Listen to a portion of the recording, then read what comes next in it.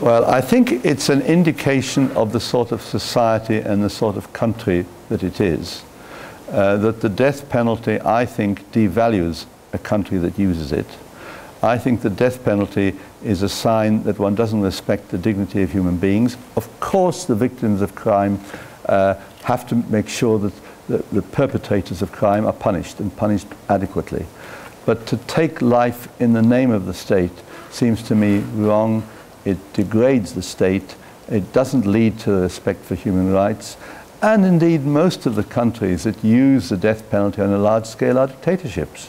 We know who they are, and they don't have a respect for human rights. So when you have a country that does respect human rights, like this one, it is right that the death penalty should be taken off the statute book. Certainly it's good that you're not using it. People ask me why I went into politics, and I was interested in politics from a younger age than most people are, I think, because of my background. And so I began thinking about it in those terms.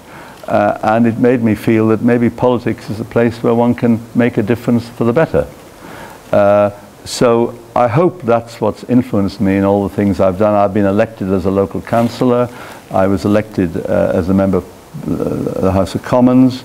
I was head of an NGO for a time working for refugees. And now I'm in the House of Lords, and I was a government minister in Northern Ireland. I hope in all those areas I've used my experiences to work for the better, to do things that are right in terms of the dignity of human beings, in terms of justice and so on. But my particular background has pushed me in that direction. Well, I think that politicians are being abused in many countries. It's happening in Britain. It's a wider thing. On the other hand, if one wants to change society for the better, in the end it requires politicians to bring about those changes. That's called parliamentary democracy, which we have and which you have. And so I think it is an honourable thing for young people who believe in a better society and a better world to go where they can make the decisions, or help to make the decisions that will bring about a better world. I think standing on the sidelines is not enough. And I hope that the public will realize that we depend upon politicians in all democratic countries, and abusing them is not helpful to the democratic process. So I would say to your students, go for it. It's tough. You'll get a lot of criticism, sometimes from the media.